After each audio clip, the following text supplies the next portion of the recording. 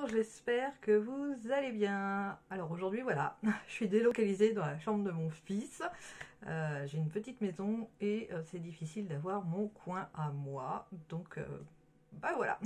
Alors aujourd'hui je vais vous raconter l'histoire de Johann Romain Matouk qui a disparu dans le Michigan.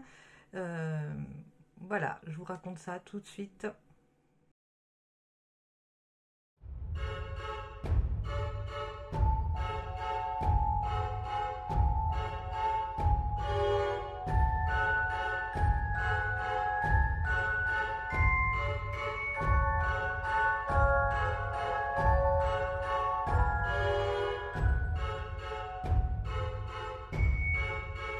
Alors le 12 janvier 2010, il est à peu près 22 h quand la police remarque une voiture qui est devant une église qui n'a spécialement plus trop rien à faire ici, et donc ils vont un peu aller inspecter tout ça.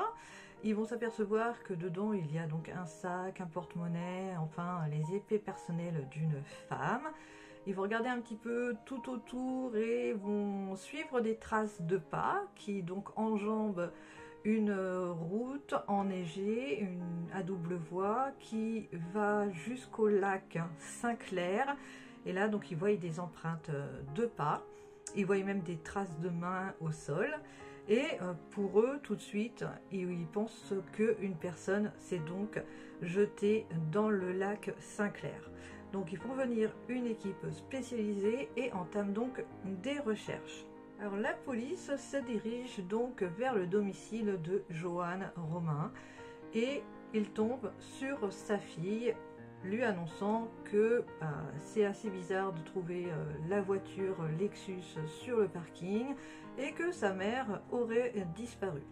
Alors là déjà il y a un premier point qui est assez étrange, puisque la voiture Lexus est au nom de Michel.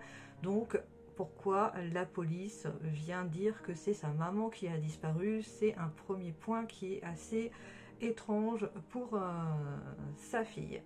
Alors sa fille va se déplacer sur le parking où se situe la voiture de sa maman, enfin sa voiture à elle, que sa maman avait empruntée.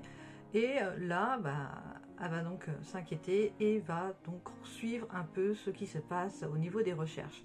Donc la police intervient et fait venir des hélicoptères. On regarde donc au niveau du lac si on ne voit pas un corps. Alors c'est un lac qui n'a pas spécialement énormément de courant, donc en théorie si quelqu'un est tombé dedans, ça devrait se voir. Donc le corps de Johann va être retrouvé que 70 jours plus tard dans la rivière de Détroit, qui se situe à environ 50 km du lieu supposé où qu'elle serait rentrée dans le lac.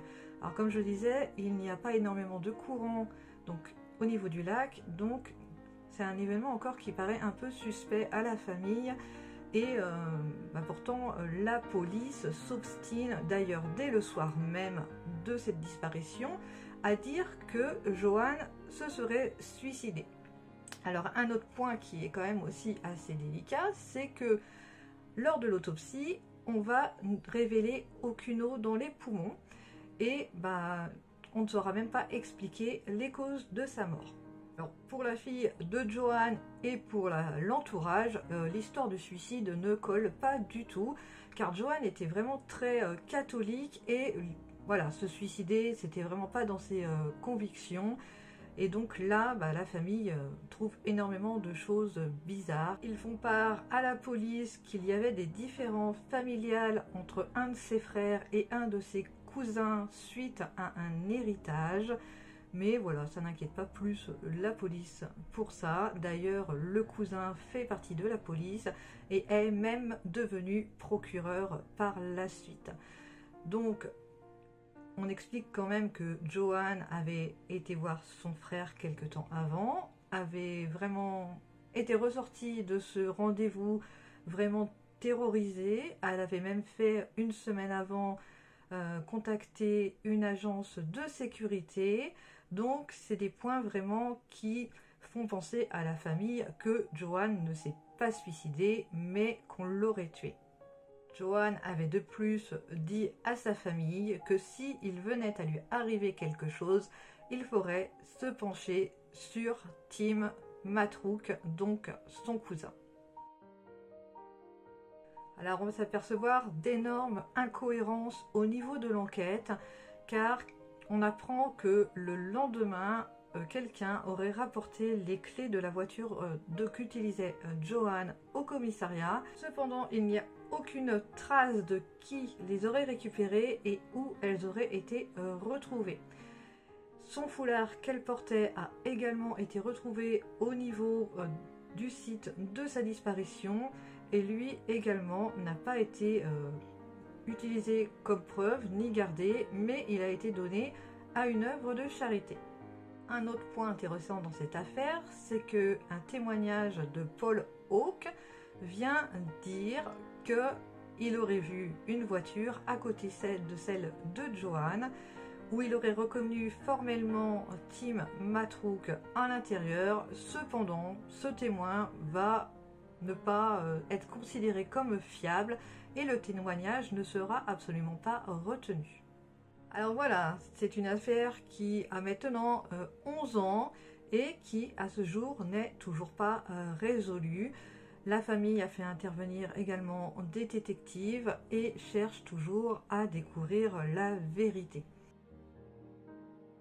Alors moi, effectivement, je trouve cette histoire vraiment suspecte et voilà, j'ai aussi l'impression qu'on couvre plus un meurtre que autre chose.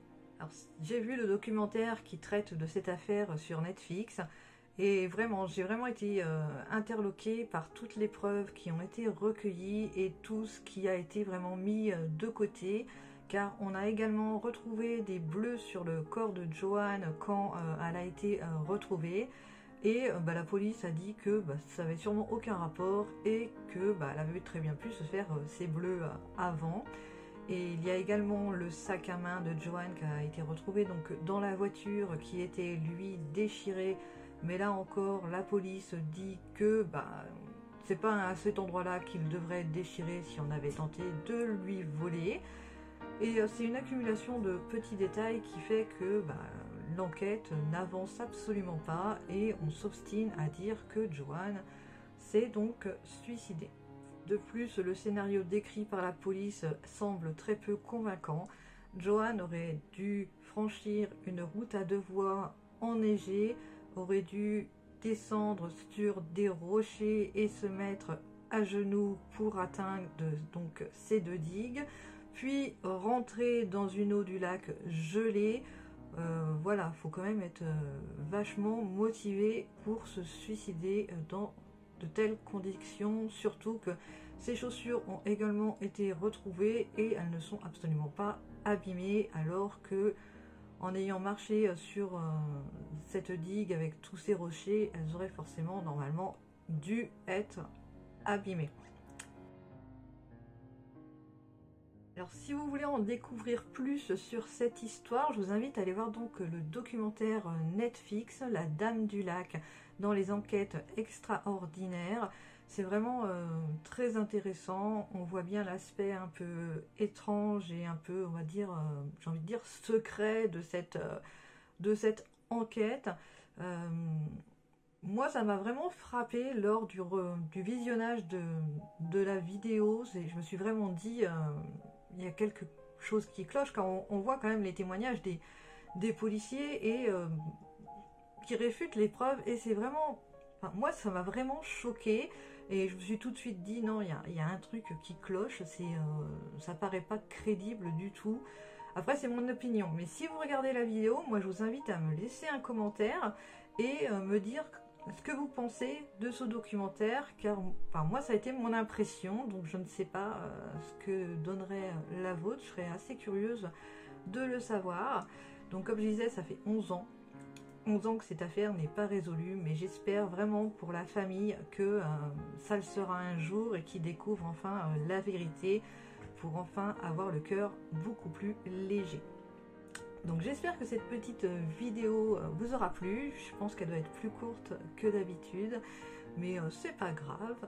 Et n'hésitez pas à liker et à vous abonner si ce n'est pas encore fait.